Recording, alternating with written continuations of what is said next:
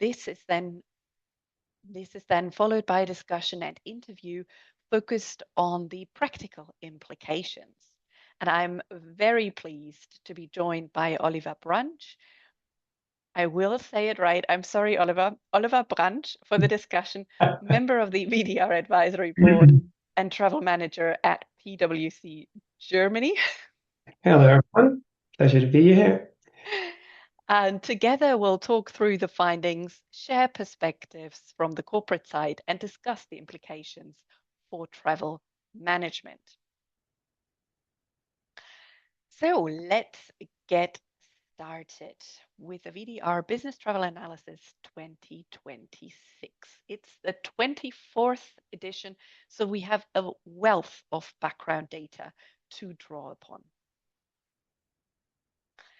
The VDR Business Travel Analysis is one of the largest empirical studies on the business travel market in Germany.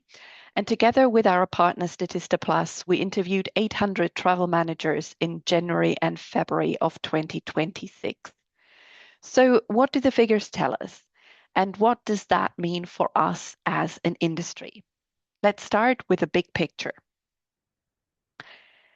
2025 was a year of economic uncertainty, and it was precisely during this period that business travel saw a significant uptick once again.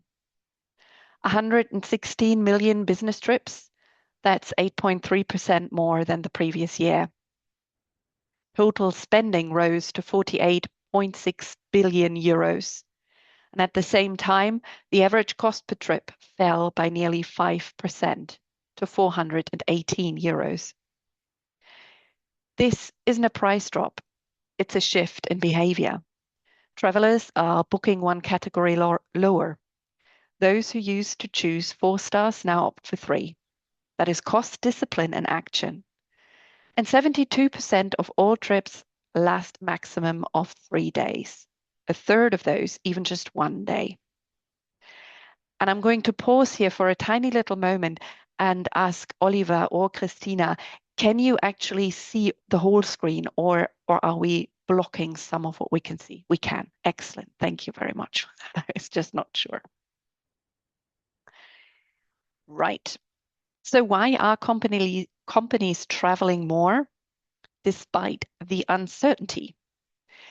Because business travel fulfills 3 functions at once. We've termed this the Swiss Army knife. It strengthens sales, personal presence as a competitive advantage that cannot be digitized. It becomes a tool for cost discipline, more travel, but more efficiently. And it gets more democratic. The proportion of employees who travel has risen from 13 to 49%.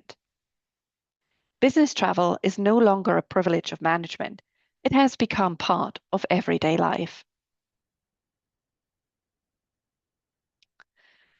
2 developments that may seem surprising at first glance. First, Europe is gaining ground as a travel destination for business travel. 30% of trips were to other European countries. In 2024, the figure was still 24%. Europe is the new growth region. And second, the cost structure is shifting. Transportation now accounts for only 43%. Accommodation has risen to 35% and meals to 21%. The takeaway, the trip itself is becoming cheaper, but more is being spent at the destination. The market is not a monolith. SMEs account for 77% of all business travel and grew by 5.6%.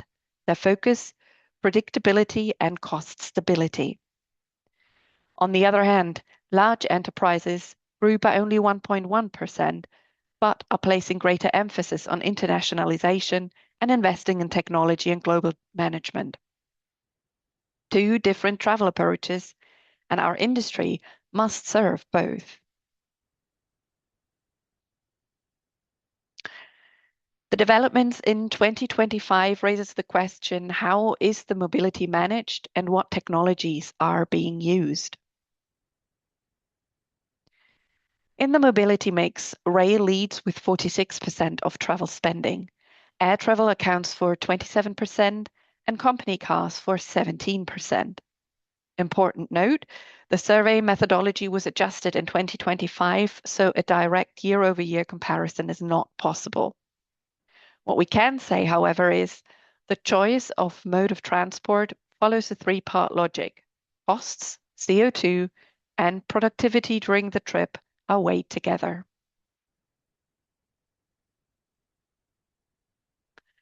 And companies are not responding to cost pressures by cutting back on travel, but by improving control. 72% monitor compliance within their travel policy, 47% have implemented a travel management system, and only 19% rely on simply reducing travel. However, a growing cost trap lies not in the trip itself, but in the process surrounding it. Transaction fees, incorrect hotel billing. Costs arise before and after the trip, and the industry has not yet solved this. AI is making its way in, and pragmatically so. 75% of companies using AI apply to travel expense reimbursement. 73% use it for policy compliance checks, and 68% for data management. AI works in the background, invisible but effective. At companies where AI is currently not being used, the reported hurdles are system integration, data protection, and an unclear business case. So what does all this mean for us and for the service providers who make mobility possible? The expectations for the industry are clearly defined. It's no longer just about bookable offers. Companies want integration, rail, car, and air travel, all bookable seamlessly. They want data transparency as the foundation for AI, benchmarks, and reporting. And they want seamless payments, no transaction pitfalls, and clear billing. Reliability throughout the entire process. That is the new benchmark. Despite everything, the outlook was optimistic. 62% of companies expected even more business travel in 2026. A small caveat, the survey was fielded before the war in Iran. That's where we're currently checking this result with an ad hoc survey of our members, so do keep an eye on our LinkedIn communications for the results. Europe as a growth region, AI as a driver of efficiency, rail as a climate-friendly alternative. We know the risks, rising local costs, outdated per diems, and blended travel without clear regulations. 72% of companies still have no policy in place for this. The opportunities outweigh the risks, but we must actively shape them. So much for the key findings and overall trends. The really interesting question now is how these results translate into day-to-day practice. To discuss this, I'm very pleased to be joined by Oliver Bransch, member of the VDR Advisory Board and travel manager at PwC Germany. Oliver, perhaps you could start by briefly introducing yourself and your role, and then we'll dive straight into the discussion. Yes, of course. Hello, everyone. Glad to be here. Oliver Bransch. I'm working with PwC in Germany for almost like 7 years now, heading the Business Travel Management Department, which is a separate unit within procurement. And more than that, I'm also responsible for IT procurement as well. So everything in one role when it comes to travel and travel tech. Amazing. You are the key figure to be talking to at the moment, definitely. Right, so let's jump in and let's first look at the current picture, the reality and the challenges. So just for everybody on the call, we thought it would be nice for you to see the slides again that I just kind of rushed through so that you have a bit of a visual while we talk through what this means or might mean to you. So we can see that people are traveling more, even though budgets are getting tighter, and many more employees are back on the road. How, Oliver, do you notice this in your day-to-day life? Well, first of all, PwC as a professional services firm, we have like traveling within our DNA. So we love to travel. Our people like to meet our clients and customers. And I definitely can confirm that travel volume is increasing. And also more people tend to travel. But on the other hand, we do have a strong focus on sustainability. It's not only the ecological sustainability, but also the economical sustainability as well. And of course, meeting the needs of our clients and customers, as well as meeting the important needs of our travelers themselves. So, and we invest a lot of time and for day-to-day training and education to really support our employees to take really good decisions when it comes to booking business travel within that ecosystem that I just described. Yeah. Fantastic. Well, I'm always glad because it's that moment where you present the figures that you found out, and 800, asking 800 people, it's a big number, so we can be fairly certain of these results. But to have them mirrored back in real life Yeah. is always a good moment for me. Right, so let's continue here to the Swiss Army knife.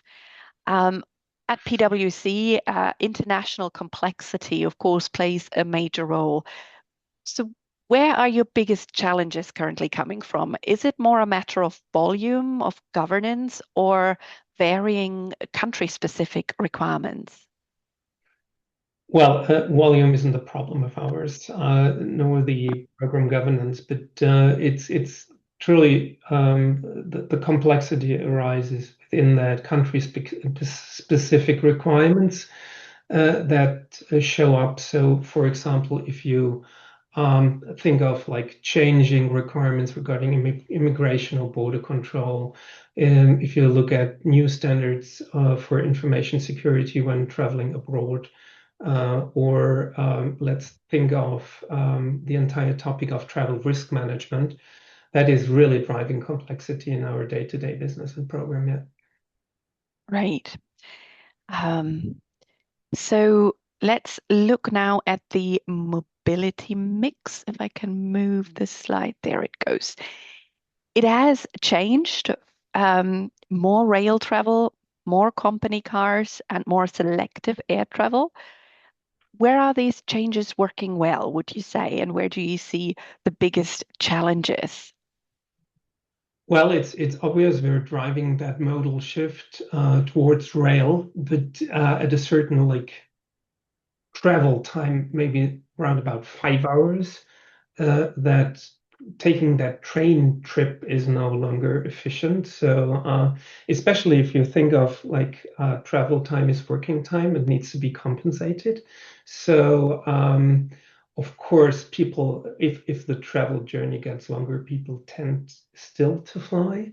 But Mhm. well, if we're looking at for example, German network and available flights, these are getting reduced over time, and with that petrol and fuel prices getting up and increasing. So maybe air travel is becoming like extremely expensive in the future.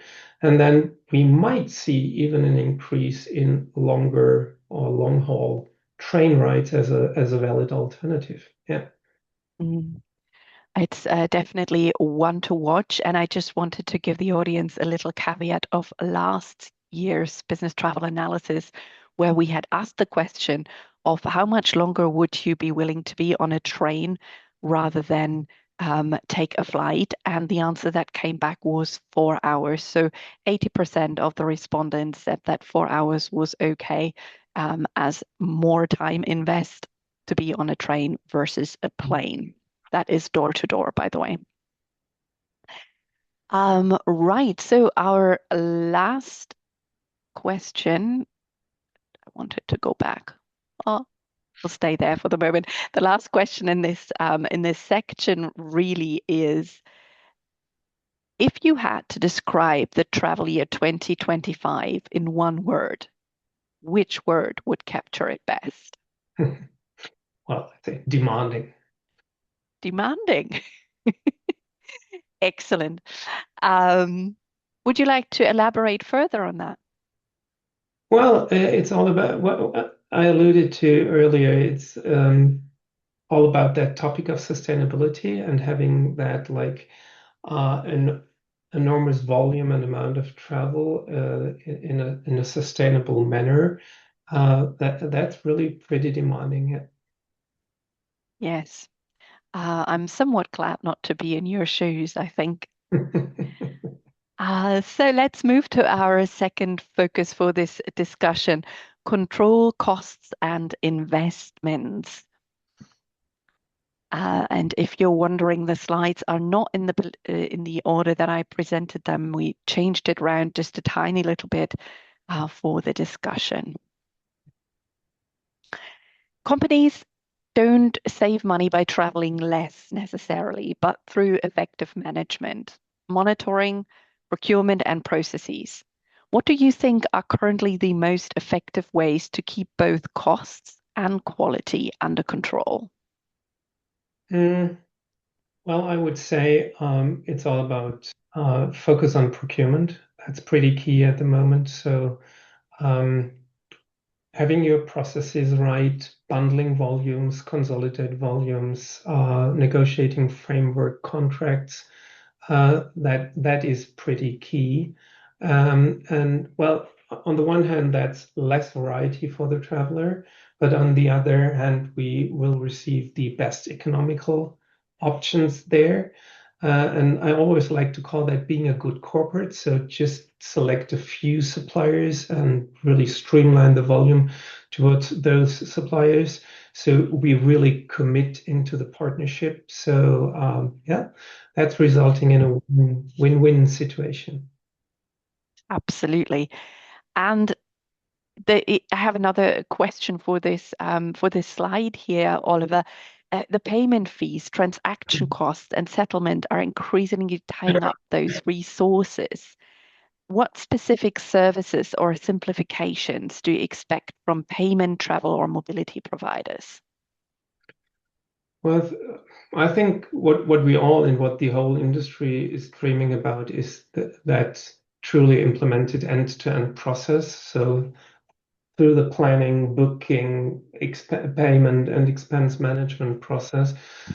So to really have that data flowing consistently, not keeping data in silos and not well moving properly between the different stages of the ecosystem. That would save us a tremendous amount of processing time, and of course that needs to be available in a certain granularity and a quality, and a really high quality. And that is what I would expect from the whole industry to finally enable such, yeah, a new, if you like, business travel ecosystem. Right. And can I ask your role when you describe it, you are you do travel and you do technology for travel, IT for travel. Does that help you at this particular point of end-to-end processes, or is it rather kind of you know so much that you can't see it happening yet, and you sometimes wish you didn't know quite as much and could keep that wishful thinking? Well, I think we're getting there. There are solutions out there to consolidate data, etc., stuff like that. But still, there are so many like system breaches in between. It's really hard to cope with. Yeah. Right. Yes, I think it's something we've talked about in the industry for a long time already. And with new complex system, with new technology, we get more data that needs to be integrated, and we still have challenges around that. Let's put it that way. So let's look at what might help us, which is the big hope of AI, of course. Um, It might not be, the magic bullet, but we can hope. So at PwC, digital solutions and AI are playing an increasingly important role, I believe. How are automation, self-service, and data-driven management changing your travel process? Well, we've been driving automation for years now, and for example, self-service with an OBE is key for a company that has like 15,000 travelers, and I believe we have established a strong foundation when it comes now to the new AI era. So, and I'm pretty much looking forward to that because it can really help to optimize our processes. Great. Does that optimization in your estimation come with a loss of talent? As in, will we see people losing their jobs over this? Or do you think it's just a layer that enables the human capacity, their human resource, to do better things, more strategic things? Or Absolutely. We will see AI as like an enabler to skip out all that like boring stuff out of our processes and saving time for the like really strategic creative jobs here. fantastic. That's a good outlook to ponder over. Right. So I talked about a little bit the surprising truth that we were seeing in the survey in the analysis. And I just want to focus here on the breakdown of the costs, which is shifting significantly towards hotels and meals and no longer towards transportation. So where do you notice that shift most and how are you handling it? Well, what we can see and document is that trips tend to last longer and take longer. So,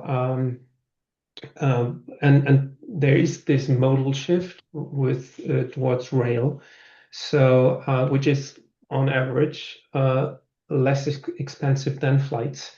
So, and when you look at the overall like cost mix, you will see that then the proportion of the hotel and meal expenses is increasing as a proportion of the overall mix, but it's not that like the on average per night price is increasing dramatically. So that's the good news. Yeah, absolutely. And thanks very much for calling that out. I didn't want anybody to think that we're saying that prices are skyrocketing. So brilliant. Um, Again, for this focus topic, I've prepared a little last question for the round two. Um, if you could invest in one thing in 2026, would it be technology, processes, or the traveler experience, and why? Okay, I pick one and get all of the three. So I would opt for processes because you need to have technology to enable the processes, and that is beneficial for the traveler value and will be a great value add if you have like optimized processes in place. Right. Thank you. I would like to ask another question, if you don't mind. Yeah. Are there, um, is there something particular that the travelers are really wishing you would enable for them in terms of technology? Is there something that they're asking for? I'm just generally curious. If I understand like the voice of the traveler correctly, so to skip out the expense management, Ah, yeah, yeah, I that, would sign on that that. would be a game changer, but that's not going to No, happen. sadly not, sadly not. But maybe with an AI agent in your pocket that can just do it all Maybe, for maybe, you, we don't know. yes. We'll ponder that some more.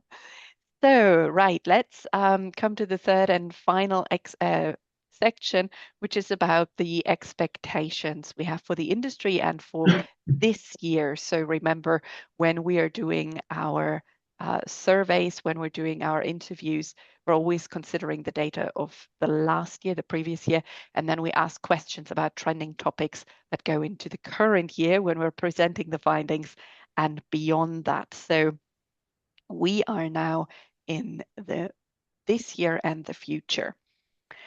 62% of companies expected even more business travel in 2026. Though I said it before, we must keep in mind that the survey was conducted before the war in Iran. And it's not just geopolitical crises that are making everything more complex, really. Are you approaching the rest of the year with confidence or with caution? And why would you say so? Well, I think it's going to be a really demanding year again. Um, I'm not seeing to increase volumes quite significantly, but rather stay flat, just a slight increase. So I would say maybe a little bit optimistic here. Okay, that's brilliant. Um, and then I was wondering, the SMEs, which I know you're not part of, strictly speaking, I think, the SMEs are increasingly prioritizing predictability, streamlined processes, and cost efficiency. Does that surprise you? Absolutely. Because I'm a little bit surprised that this is not more prevalent for the large companies as well. So maybe we've been focused on cost and efficiency for such a long time that this is a given right now. So I think cost focus is never wrong, or to be cost conscious is never wrong. Yeah, this should also be valid for the large corporations as well. Okay, so maybe it's just in your DNA already that it's so ingrained you don't need to mention it anymore. So you operate on a global scale and are heavily technology driven, as we've heard. What do you see as the most important changes that need to happen over the next 1 or 2 years? Well, again, I would say it's that having that end-to-end processes enabled and that a consistent flow of data within the ecosystem. So, like to have a proper reporting and an on-time reporting at a fingertip using dashboards um, to really have those controlling elements in place. You need to really um, be in the driver's seat for your travel program. So I think that's absolutely key. Mhm. I hope we are going to see that. I've been waiting also for a long time for this. Uh, so let's take a look, particularly here on this slide. I rallied it off really in the presentation, but I want to draw out the blended travel part here. And just to be clear for everyone listening on the call, blended travel is the umbrella term for pleasure travel. Well, actually for pleasure and workation. So pleasure travel being the travelers can extend their business trip for leisure, and workation whereby employees can work remotely from anywhere depending on company regulations, of course. So what expectations, Oliver, do you have for blended travel? Well, it's blended travel is a kind of a new standard. So it's not just a trend. So it's there. It's not going to go away anymore because like our employees simply expect that they can work from anywhere. So very flexible um, places to work. That could be like the pleasure portion. It could be workation, but well, so the companies need to really embrace that and to amend their travel policies and to have like a clear guidance on that. So you have like robust tax and compliance regulations in place, so you're enabled to offer a kind of blended travel alternative to your workforce. And then both sides, so employees on the one hand and the corporate can truly benefit from that.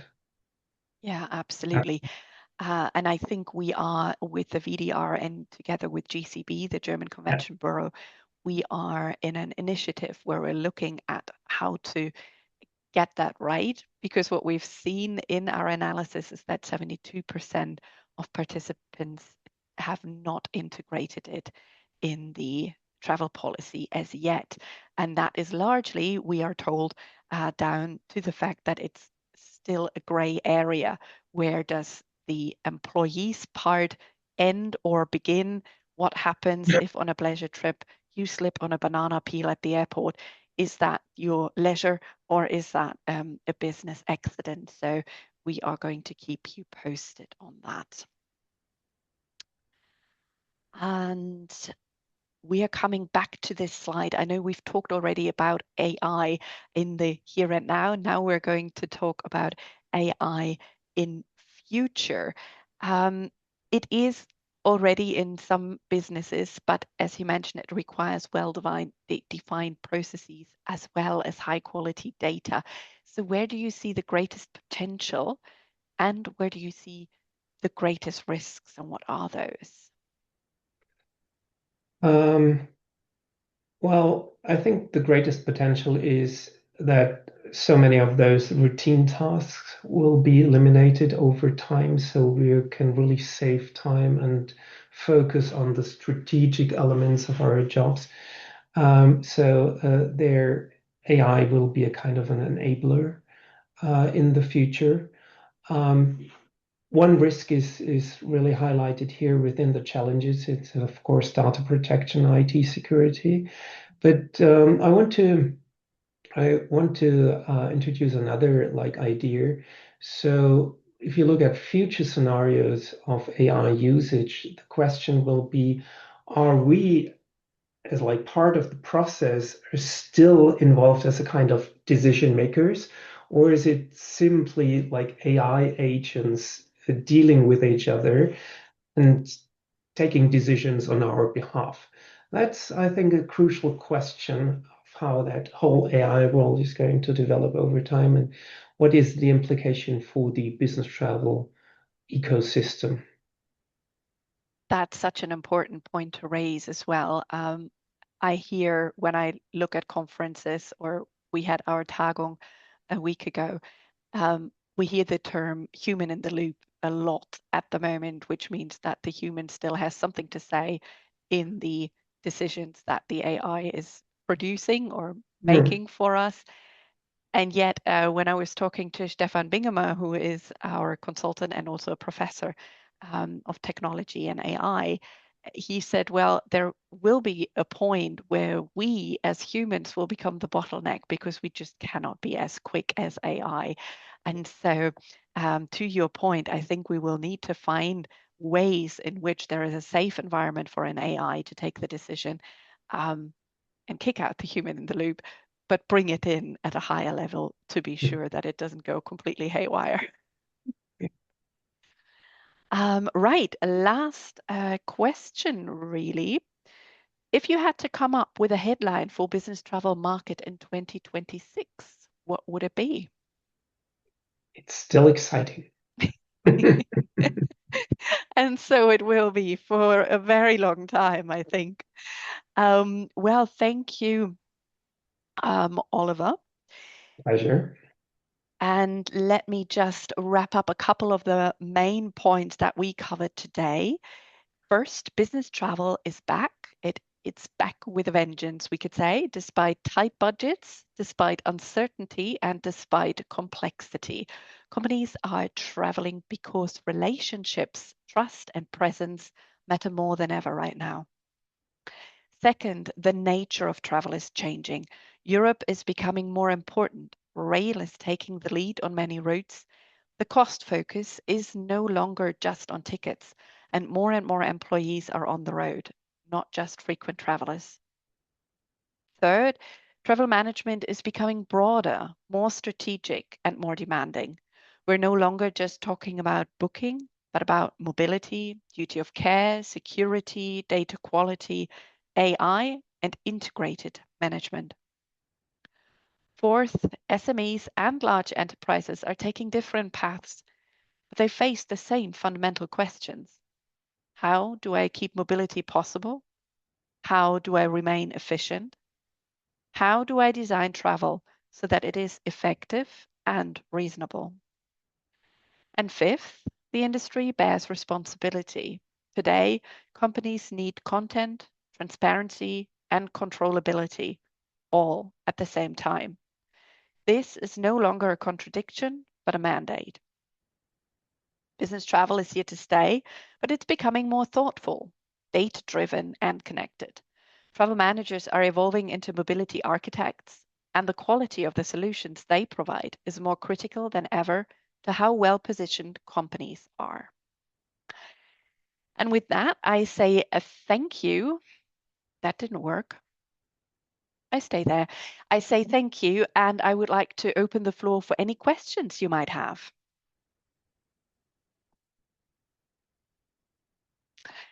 And while you think up on those questions, you can download the English version of the Business Travel Analysis on the VDR website. Christina, I don't know if it's possible that you might drop the link. That would be fantastic. Thank you very much. I see the thumbs up there. So you can have the report. It's of course free. Well, I say free of charge. You have to give us your data, your email address and name as you do. And we can also include the link in the post communication of this webinar.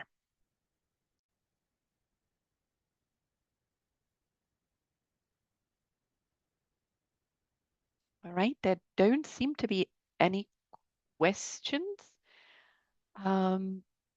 This is your time. Otherwise, I'm going to give you back quite a bit more time. We thought we would be about 45 minutes. We were even a little bit faster than that.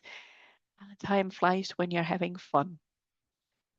But I also think that we are all so inundated with things to do on our desks that we value any minute we get back in the day.